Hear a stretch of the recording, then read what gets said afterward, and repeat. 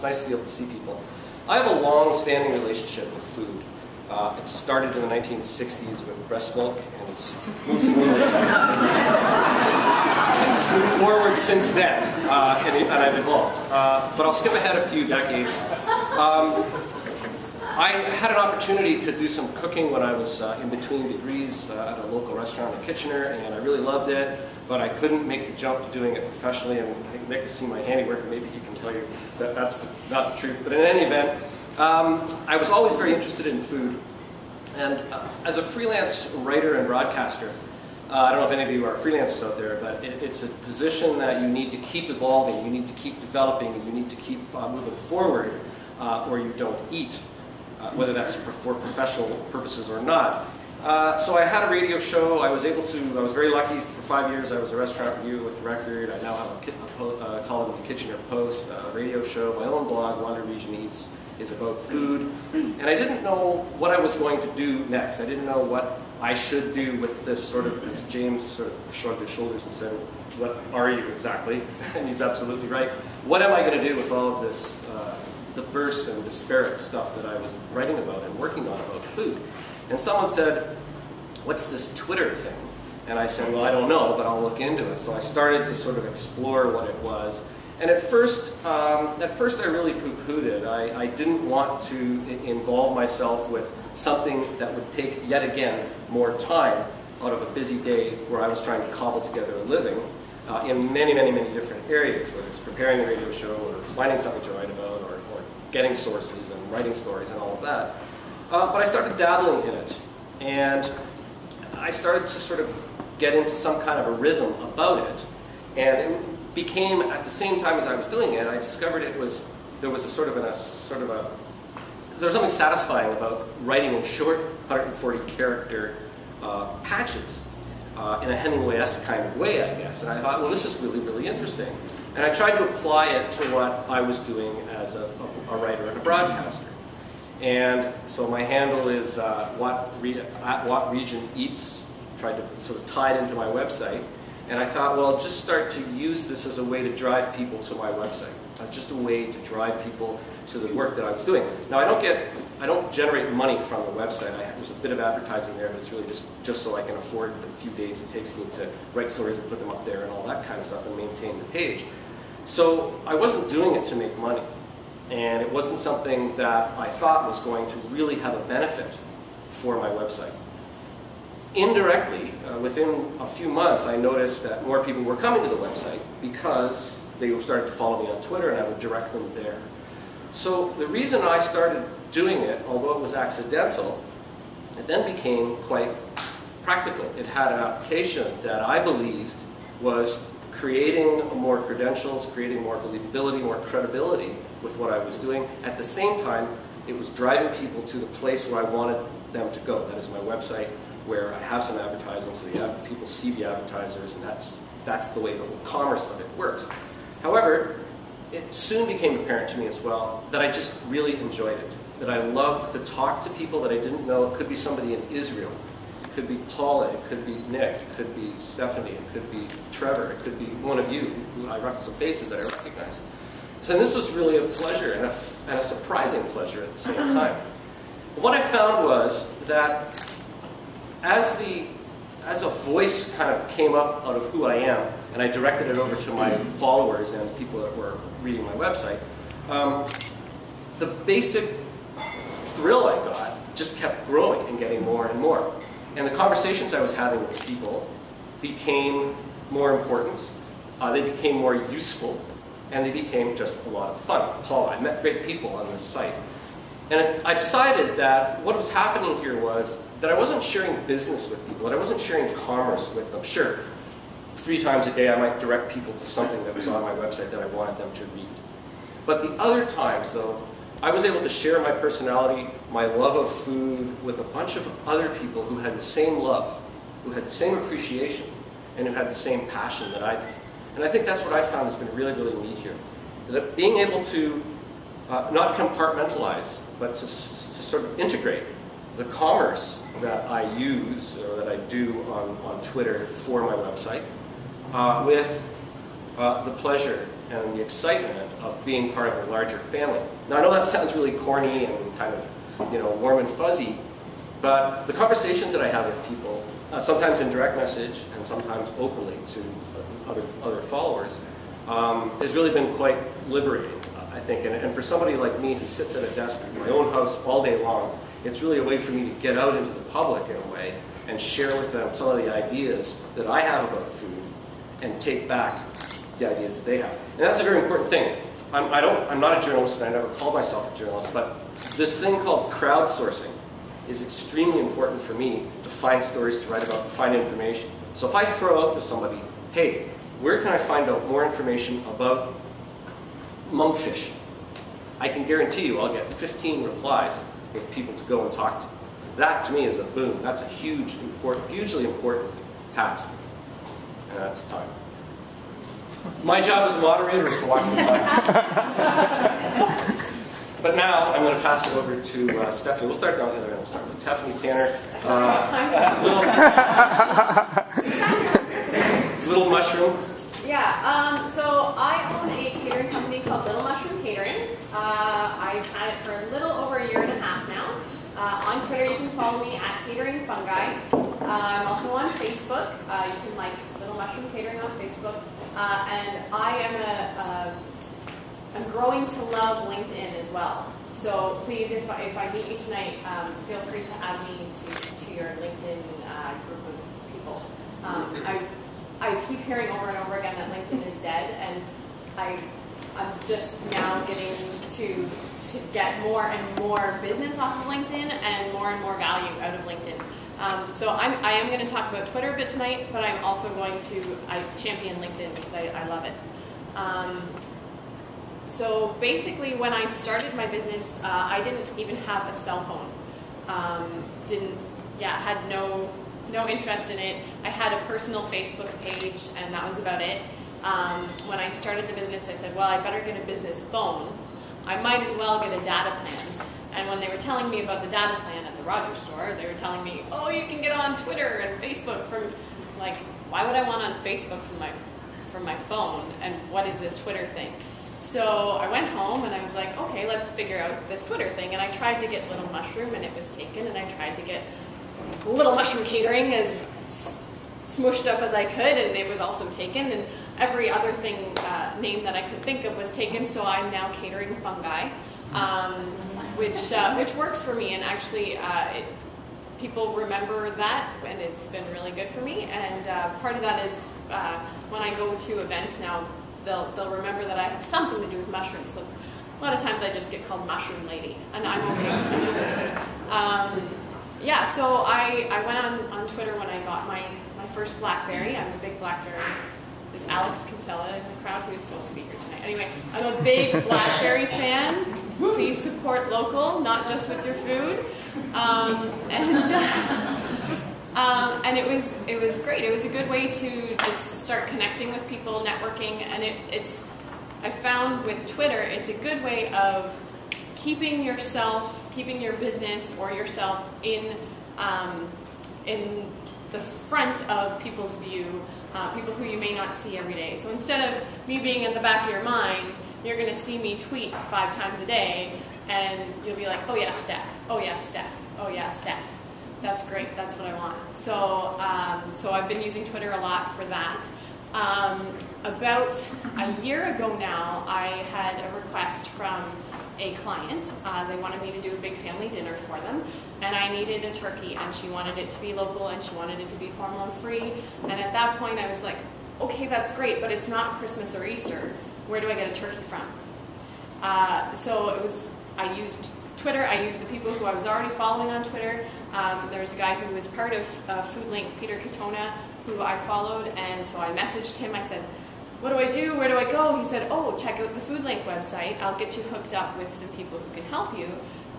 Peter and Foodlink hooked me up with Oak Ridge Acres, who they're a meat store, and they have a Black Angus farm just outside of Ayr. And I've had a relationship with the Gerber family ever since then. I got my turkey for that family, and I've been working with them and doing cooking classes out there, and I buy probably 80% of my meat from them.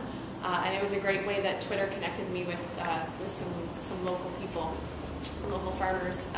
It's been great too with having where I moved. I kind of moved to the middle of nowhere in West Waterloo, but I'm nice and close to Herrle's Market now. So that was great too, because we really just connected through Twitter too. And actually we met in real life the first time at Iron Chef at Nick and Nat's Uptown 21, which also was a great chance for me to meet a lot of people that I had connected with on Twitter from Stratford when you had the Simple Fish guys in. That was, yeah, Iron Chef was a good face-to-face place for local foodies and foodies from just outside of town. Yeah, I guess that's all I really need to say about this, and I'll wait for your questions. Thank you, Stephanie. Trevor Herrle, I think Herrle-Braun would probably rather be at the Rangers game tonight. Pretty sure. It's okay. It's 2-2. 2-2. So it's Herrle's Market and Foodlink. There you go. Well, I'm probably a bigger BlackBerry fan than you, but we can sort that out online. So, just to give you a little bit of background, I'm not sure which hat I was supposed to wear tonight, so I decided not to wear a hat. Whether I talk about the farm or whether I talk about Foodlink. I'll let you know, how many people know about Foodlink Waterloo region? We do the Buy Local, Buy Fresh map. Very good. So Foodlink has been around for 12 years now. I've been on the board for 11 years, and I have been the board chair now for the last 5. And I am ending up my term at the end of this month and moving on to some other things. I have some other projects on the go right now. But as far as social media with Foodlink and how we developed that, I have started up the Foodlink Twitter account. I think we've got up to about 1,250 followers off of that. And I try and do that in amongst my farm duties, I guess you could say. And then we also have a Facebook page that's run by our manager in the office. And I also have a LinkedIn group as well too, which is really interesting, as Steph said, to connect more the business community and with local food, and it's been quite positive that way.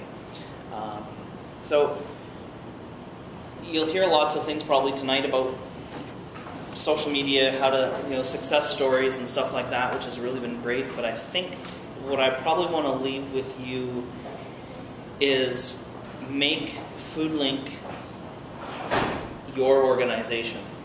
Whether you're in Cambridge, whether you're in Woolwich, whether you're in Wilmot, whether you're in Kitchener, Waterloo, downtown, make it your organization. You guys tweet about your experiences. You blog about your experiences at a farm, at a restaurant. If you've had to buy food from a wholesaler for some reason and that. I'm hoping it's positive. We've been a very positive organization. We've tried to be very positive. So I encourage you.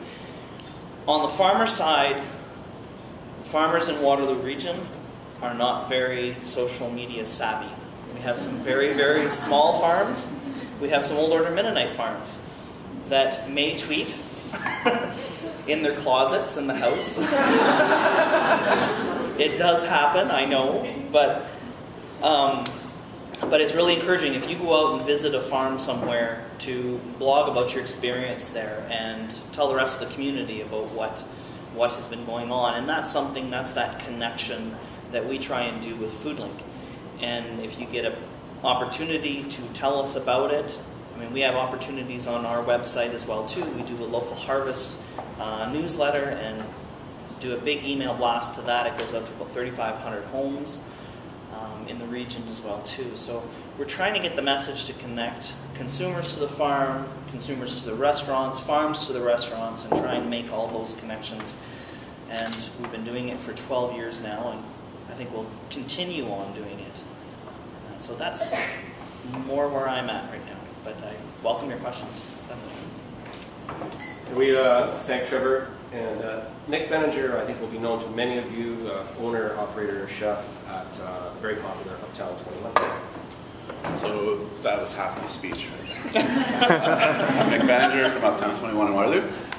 We are a husband and wife run restaurant. We are small, we have about 60 seats. So when we proposed to our bank for a loan, which they laughed hard at us. Our advertising campaign was grassroots, was in quotes on the business plan, that's what we said. Back then, grassroots meant to us going door to door with pamphlets, doing sort of like food mobs, going to offices with food and stuff like that, participating in events that we don't make money at, but we like a Foodlink event was good promotion for us. These are all hard work, these things. Anyone who knows me knows that I don't like cold calls of any kind, so I would going to a business with food in hand and saying, I'm the new guy in town, check me out, was the last thing I would ever want to do. My beautiful wife is much more gifted at that, so we're lucky to have some balance. Anyways, the point of that lead up is that when Twitter came along, well, I should say when I came along to Twitter, it had been along for quite a while. But I mocked the idea of it. I had some friends on Facebook and stuff like that, and I just didn't like the idea of like reconnecting with old high school friends and showing photos of me at a wedding.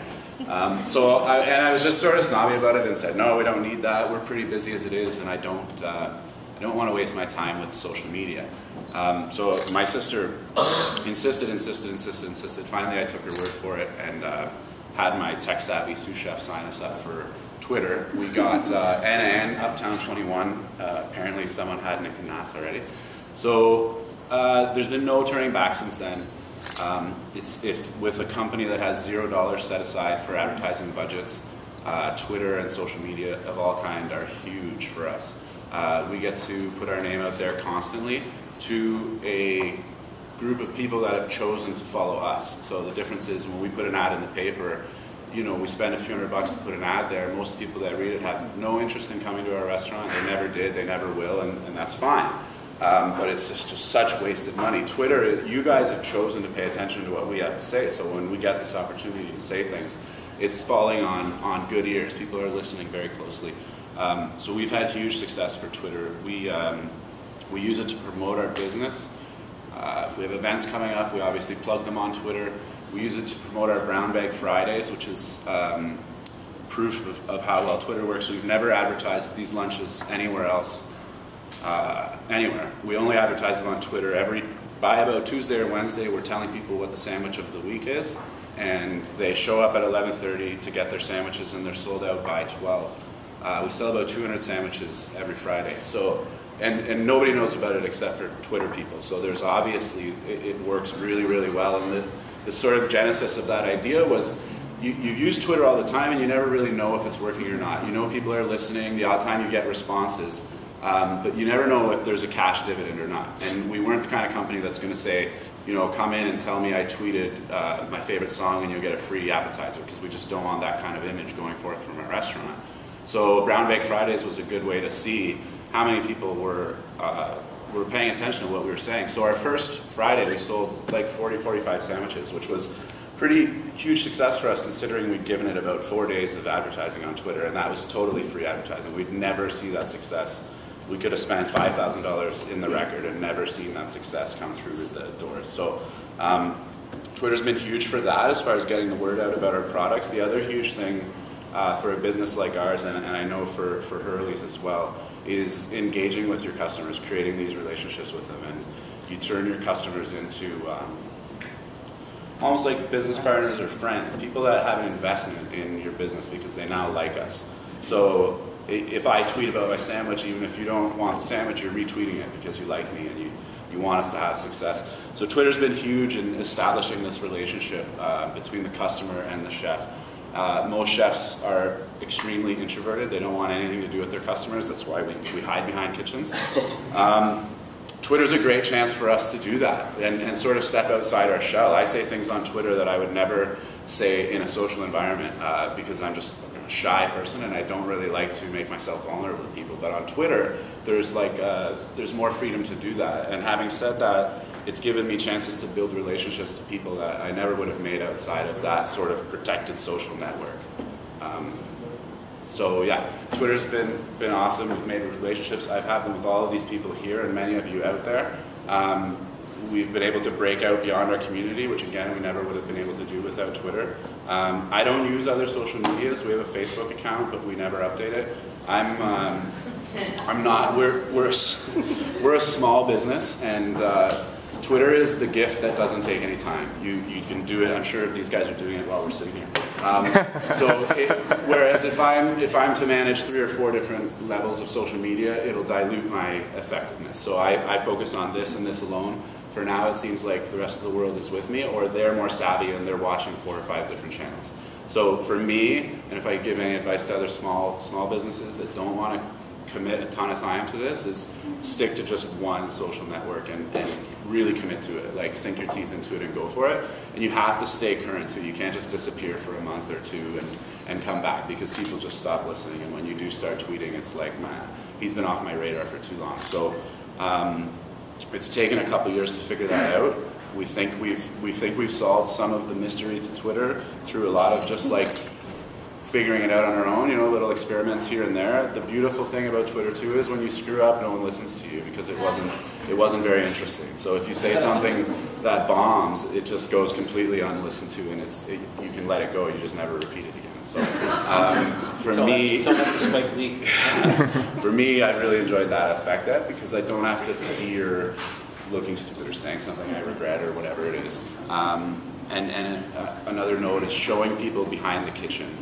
People have a huge interest in restaurants. The Food Network is obvious proof of that. There's so much attention paid to what's going on in restaurants. So chefs and restaurants that are willing to sort of show behind the scenes a little bit, obviously you lean towards the prettier stuff. But we also show some of our failures and some of our screw-ups and some of our rough times. So yeah, Twitter's a great tool for us. And our last panelist is Paula's Dragon's Kitchen, Paula Costa. Hi. I started my blog, The Dragon's Kitchen, in 2008, and I was pushed into it because friends and family wanted me to share my recipes.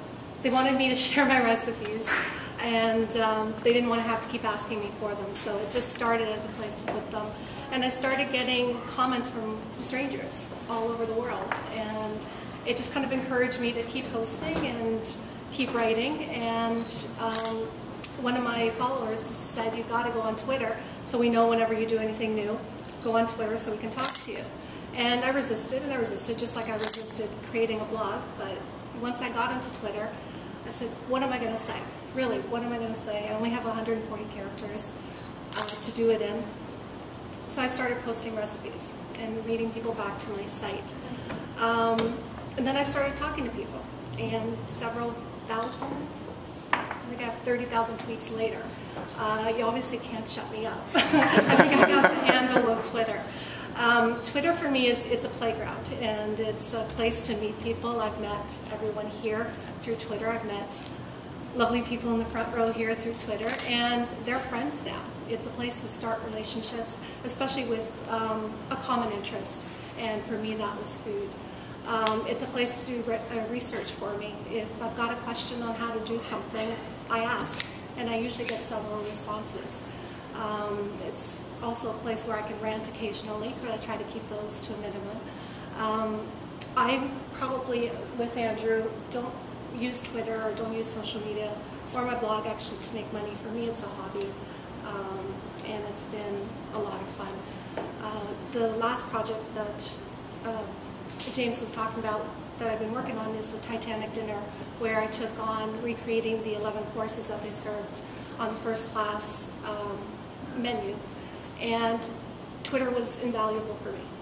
I was able to connect with one of the authors from the book, Dana McCulley, so she became a supporter and a champion and a resource.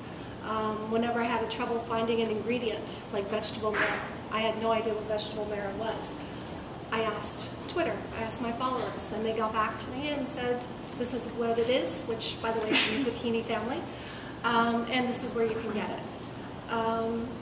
When I had trouble with my eclairs, where pastry wasn't working, I don't mind putting my successes and failures out there. If I make something and it's completely horrible, I have no problem putting it out there. That's usually where you get the best advice. So I put some football-size eclairs on Twitter, and Nick was able to give me some great advice. So the next time I did it, it turned out perfect. It's fun. Twitter for me is fun, and it's a great resource, and it's nice that I've got a place to talk about what I love, and I've got an audience that likes to hear what I have to say.